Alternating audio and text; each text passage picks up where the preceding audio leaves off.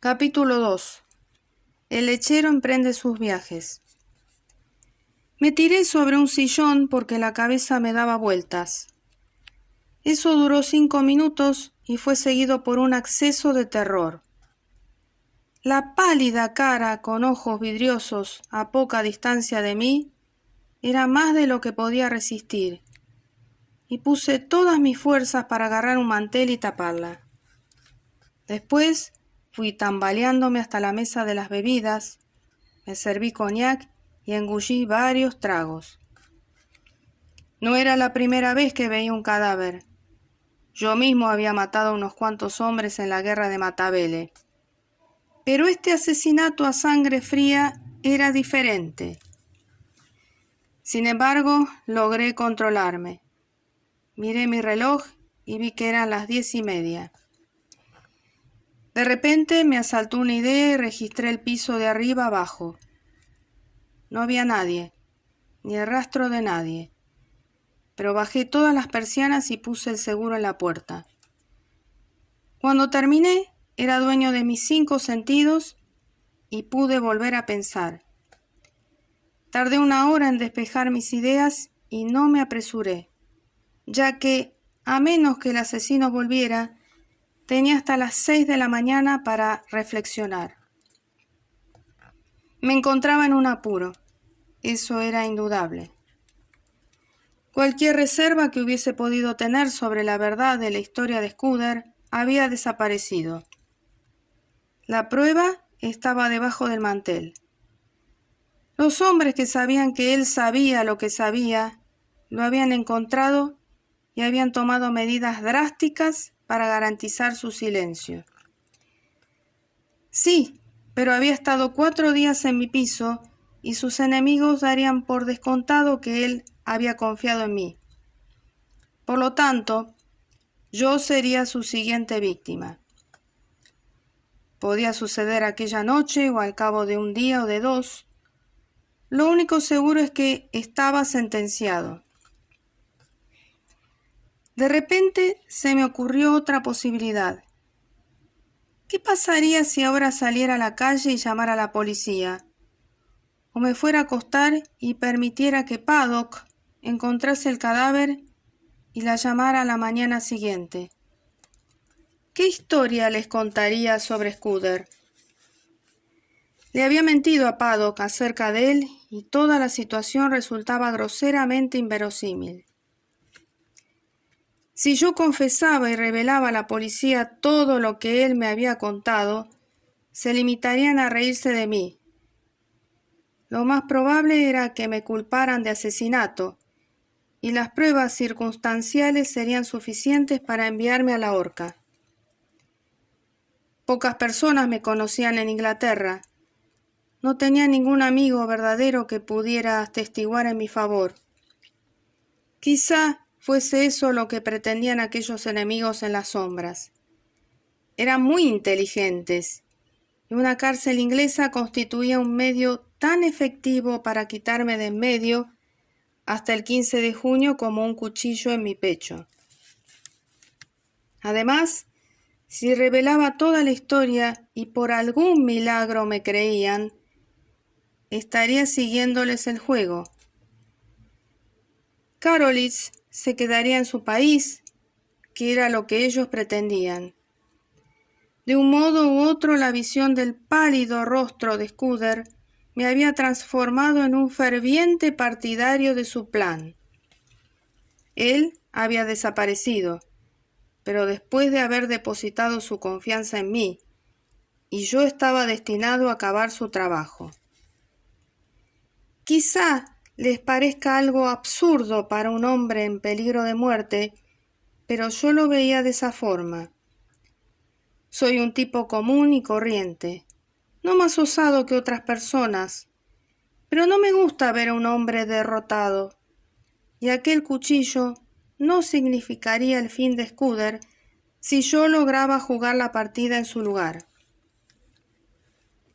Tardé 1 o 2 horas en llegar a esa conclusión, pero entonces ya me había decidido. Tenía que desaparecer de algún modo y no dejarme encontrar hasta los últimos días de la segunda semana de junio. Entonces tendría que hallar la manera de ponerme en contacto con alguien del gobierno y manifestarle lo que Scudder me había contado. Deseé que me hubiera contado algo más y haber escuchado con más atención los detalles que me había revelado. Solo conocía a grosso modo la confabulación.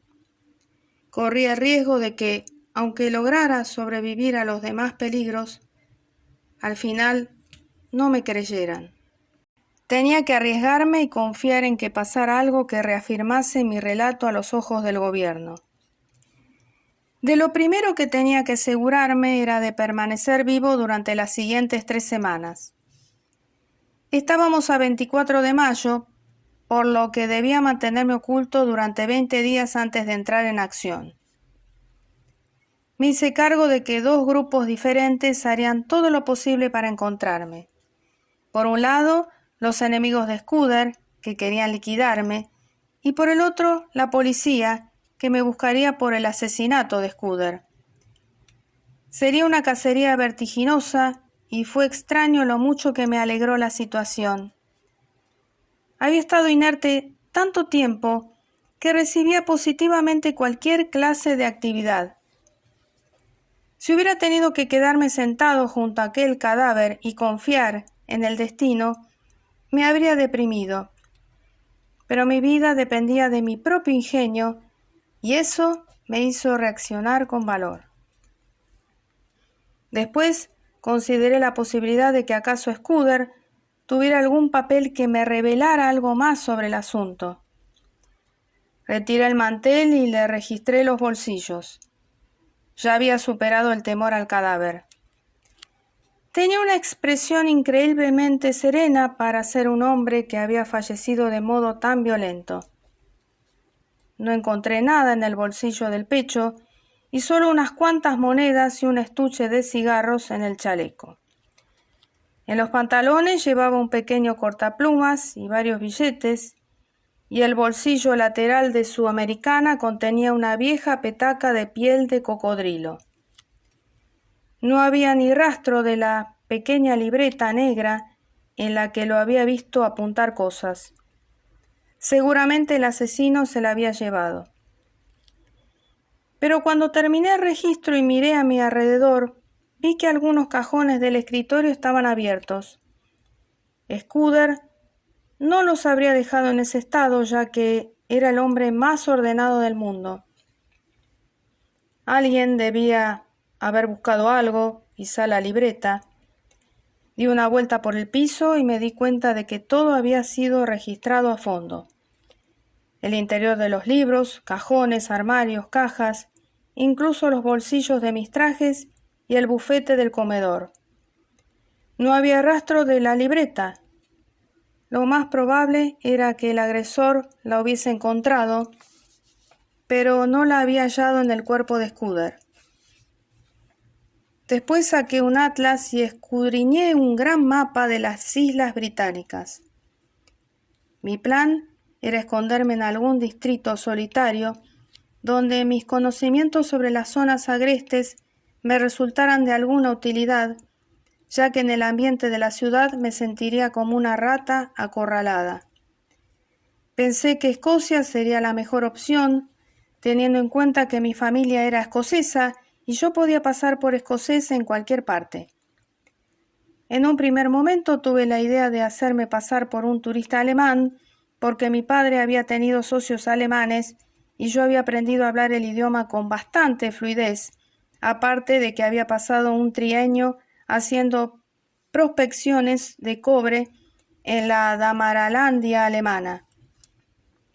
Pero me imaginé que pasaría más inadvertido como escocés, incluso para la policía. Decidí que Galloway era el mejor lugar donde podía ir.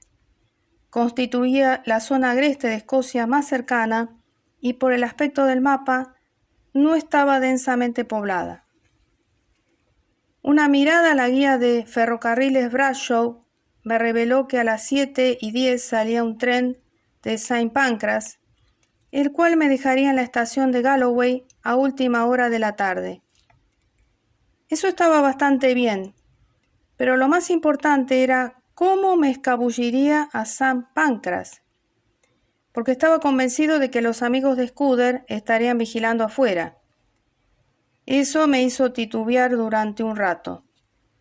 Después tuve una inspiración, de modo que me fui a la cama y dormí durante un par de horas de forma convulsionada. Me levanté a las 4 y subí las persianas de mi dormitorio. La luz mortecina de una espléndida madrugada primaveral llenaba el cielo y los gorriones habían empezado a cantar. Mi estado de ánimo cambió repentinamente y me sentí como un tonto olvidado de Dios. Estuve tentado a dejar que las cosas siguieran su curso y confiar en que la policía británica enfocara con justicia mi caso. Pero a poco que hice un repaso de la situación, no encontré ningún argumento que convalidara un cambio de actitud, de modo que con un gesto de resignación me determiné a seguir adelante con el plan urdido la noche anterior. No es que estuviera especialmente asustado, solo un poco indeciso frente a la perspectiva de meterme en semejante lío. No sé si me entienden. Me puse un traje de tweed muy gastado, un par de sólidas botas claveteadas y una camisa de franela. Me llené los bolsillos con una camisa extra, una gorra de paño, varios pañuelos y un cepillo de dientes. 2 días antes había retirado del banco una buena suma de oro por si Scudder precisaba dinero, y escondí 50 libras en soberanos dentro de un cinturón que había traído de Rhodesia. Era lo único que necesitaba. Después tomé un baño y me recorté el bigote, que solía llevar largo y caído en una breve línea recta. Ahora venía el paso siguiente. Paddock solía llegar a las 7:30 en punto y tenía su propia llave. Pero alrededor de las 7:20, lo sabía por amarga experiencia, arribaba el lechero con un gran estruendo de botellas y depositaba delante de la puerta las que me correspondían. Yo me había topado repetidas veces con él en ocasiones en que había salido a dar un paseo mañanero. Era un hombre joven, de estatura similar a la mía, con un bigote mal acondicionado y llevaba un mono blanco. En él tenía puestas todas mis esperanzas. Fui a la habitación trasera, donde los rayos del sol empezaban a filtrarse por las rendijas de las persianas. Allí desayuné un whisky con soda y algunas galletas que tomé de la alacena. Ya eran casi las 6. Me metí una pipa en el bolsillo y llené mi petaca con un tabaco del frasco que había sobre la mesa cercana a la chimenea. Cuando introduje la mano en el bote, mis dedos tropezaron con algo duro y apareció la pequeña libreta negra de Scudder. Lo tomé como un buen augurio. Levanté el mantel que cubría el cadáver y me asombró observar la paz y dignidad de aquel rostro sin vida. «Adiós, viejo amigo», dije. «Haré todo lo que pueda por usted. Deséeme buena suerte desde el lugar donde se encuentre». Después salí al vestíbulo y esperé la llegada del lechero. Esta fue la peor parte de todo el asunto, porque estaba ansioso por marcharme. Sonaron las 6:30, después las 7:15 y no apareció. El muy inoportuno había elegido justamente ese día para llegar tarde. Había pasado un minuto de las 7:15 cuando oí el ruido de las botellas en el rellano. Abrí la puerta y allí estaba, mi hombre colocando mis botellas en el suelo y silbando bajito. Se sorprendió un poco al verme. «Entre un momento», le dije. «Me gustaría hablar con usted». Y lo conduje al comedor. «Creo que es usted un hombre comprensivo y quiero que me haga un favor. Présteme la gorra y el mono 10 minutos y le daré un soberano». Sus ojos se abrieron al ver el oro y sonrió ampliamente. «¿De qué se trata este asunto?», preguntó. Se trata de una apuesta, dije yo. No tengo tiempo para explicárselo, pero para ganarla debo transformarme en lechero durante los próximos 10 minutos. Lo único que usted debe hacer es permanecer aquí hasta que yo regrese. Se retrasará un poco, pero nadie se quejará y habrá ganado una corona. —¡Está bien! —exclamó alegremente.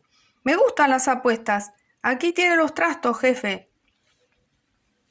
Me puse su gorra y su mono blanco, agarré las botellas, cerré la puerta de golpe y bajé las escaleras silbando. El portero me dijo que cerrara el piso y yo lo tomé como una prueba de que mi disfraz era verosímil. En un primer momento me pareció que no había nadie en la calle. Después vi a un policía unos 100 metros más abajo y a un vagabundo que paseaba por el otro lado. Una intuición me llevó a elevar la mirada hacia la casa de enfrente y entreví una cara en una ventana del primer piso. El vagabundo miró hacia arriba al pasar y creí descubrir que intercambiaban una señal. Crucé la calle, silbando despreocupadamente e imitando la jovial forma de caminar del lechero. Después tomé la primera travesía y doblé a la izquierda en una esquina donde había un solar vacío. El callejón también estaba vacío, de modo que arrojé las botellas por encima de la valla y después hice lo mismo con la gorra y el mono. Acababa de ponerme mi gorra de paño cuando un cartero dobló la esquina. Le di los buenos días y él me contestó sin ningún recelo. En aquel momento el reloj de una iglesia cercana dio las 7. No tenía ni un minuto que perder. En cuanto llegué a Austin Road, puse pies en polvorosa y empecé a correr. El reloj de la estación de Euston indicaba las 7:05. No llegué a tiempo a St. Pancras como para comprar un boleto, amén de que aún no había decidido a dónde iría.